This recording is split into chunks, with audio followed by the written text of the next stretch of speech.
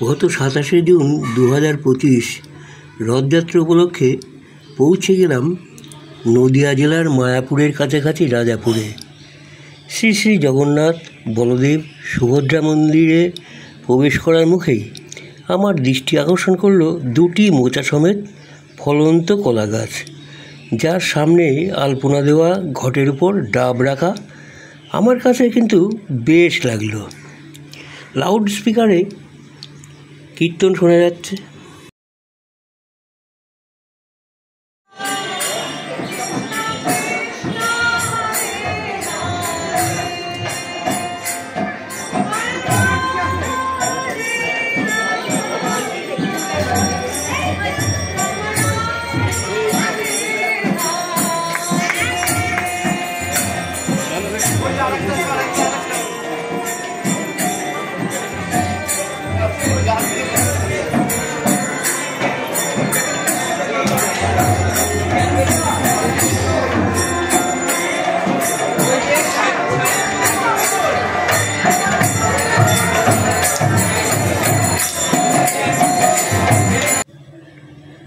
মূল বিগ্রহ বলদেব সুভদ্রা জগন্নাথ প্রভুকে নানান রকম আস্ত ফল এবং ঝুলন্ত আম সহকারে ভালো করে সাজানো হয়েছে। অপূর্ব লাগছে। কিন্তু বিগ্রহ প্রণাম করার পর পাশের স্টল থেকে প্রদীপ সংগ্রহ করে তাতে অগ্নিসংযোগ করে 3 বার বিগ্রহ মন্দির প্রদক্ষিণ করলাম। তারপর প্রদীপকে তার জায়গায়, অর্থাৎ যে স্থানে সবাই জ্বলন্ত প্রদীপ রাখছে সেখানে রেখে দিয়ে আমি বেরিয়ে পড়লাম মন্দির প্রাঙ্গণে। এখানেই সবার প্রদীপ দেখছি থরে থরে সাজানো আছে। জয় জগন্নাথ। মন্দিরের পিছন দিকের এই জলাশয় এখানকার শোভাকে নিঃসন্দেহে বর্ধন করেছে। জলাশয়ের পাশেই আরও একটা মন্দিরে দেখতে পেলাম শ্রীমন মহাপ্রভু ও শ্রীমন্তনী দেবীর মূর্তি। প্রণাম পর্ব শেষ করার পর পাশেই অবস্থিত এই নির্দিষ্ট স্থানটিতে চলে এলাম।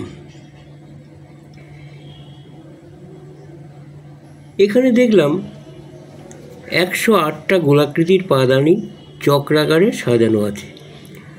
উপস্থিত দর্শনার্থীরা প্রত্যেকটা পাদানিতে দাঁড়িয়ে হরে কৃষ্ণ কৃষ্ণ কৃষ্ণ হরে হরে, হরে রাম রাম রাম হরে হরে এই নাম জপ করতে করতে এগিয়ে চলেছেন। পরিশেষে কেউ বা সাষ্টাঙ্গে, কেউ বা পঞ্চাঙ্গে প্রণাম করছেন। তাই দেখে দেখে আমিও তেমনটিই করলাম, অর্থাৎ আমিও ব্যতিক্রমী হলাম না। ওখান থেকে এবারে চলে এলাম শিব মন্দির, অর্থাৎ শিব মন্দিরে শিবলিঙ্গ দর্শন করতে। ওই মন্দিরের দরজার সামনেই রয়েছে এই ষাঁড়ের মূর্তি। এই ষাঁড়ের মুখটি সবসময় শিবের দিকেই মুখ করে থাকে। এই ষাঁড়কে নন্দী বলে আখ্যায়িত করা হয়। নন্দী সর্বদা ধ্যানরত শিবকে পাহারা দেন। এই নন্দীর কাছে নানান জনে নানান মনস্কামনা জানিয়ে থাকেন, যার বহিঃপ্রকাশ হলো নন্দীর পার্শ্বস্থিত ভাড়া বাঁধা এই গাছ।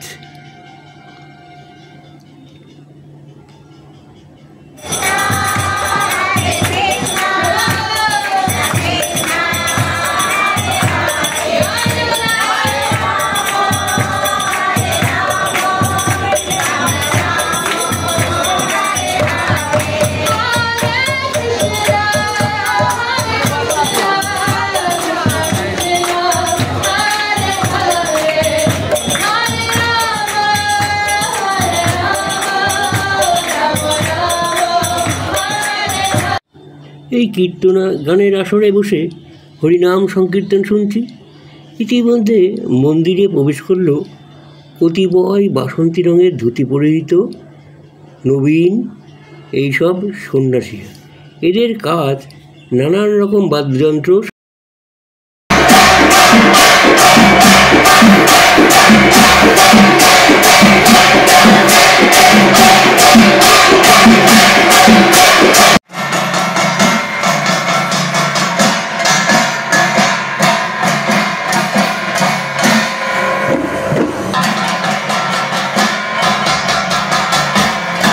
প্রথমেই বলদেব প্রভুকে আনয়ন করা হলো। এখানে দেখা গেল নিরাপত্তার কারণে অত্যাধুনিক ড্রোনের মাধ্যমে নজরদারির বন্দোবস্ত করা হয়েছে।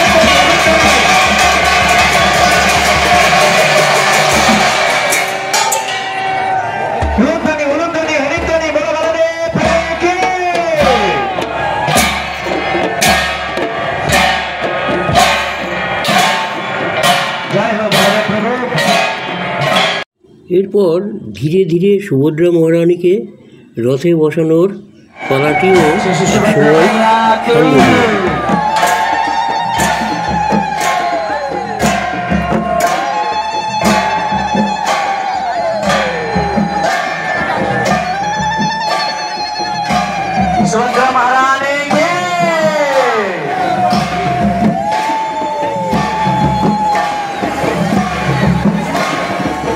এবারে জগন্নাথ প্রভুকে রথের উপর বসানো হবে।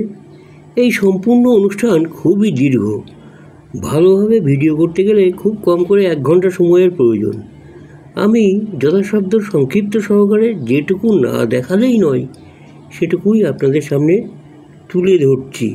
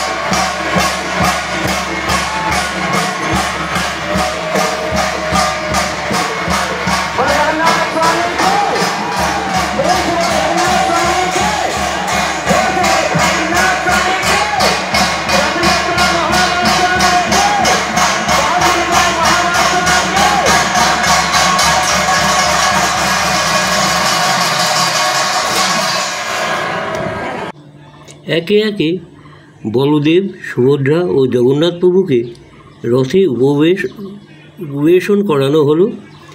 এবারে মাসির বাড়ি অর্থাৎ মায়াপুরের উদ্দেশ্যে যাত্রা শুরু। এই রথযাত্রা উৎসবে এইসব বহুরূপীরাও এই শোভাযাত্রায় অংশ নিচ্ছে এবং স্বতঃস্ফূর্তভাবে। এরপর একটি সুসজ্জিত যানের উপর কৃষ্ণ বলরামকে বসিয়ে অপরূপ সাজে সজ্জিত বলদদ্বয় দ্বারা টেনে নিয়ে যাওয়া হচ্ছে মাসির বাড়ির উদ্দেশ্যে। হরে কৃষ্ণ হরে কৃষ্ণ কৃষ্ণ কৃষ্ণ হরে হরে হরে রাম হরে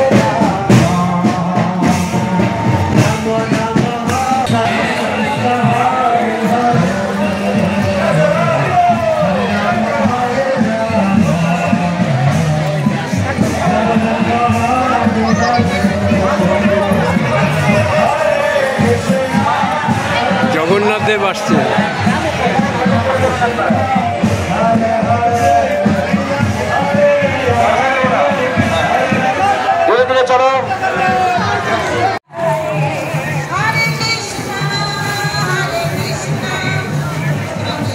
সুভদ্রা মহারানী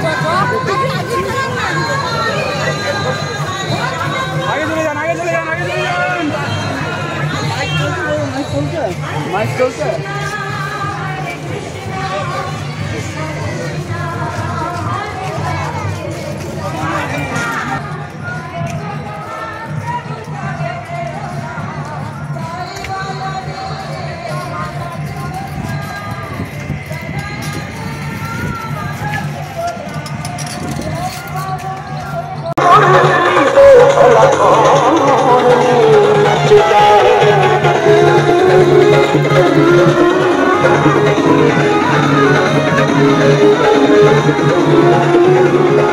Thank you.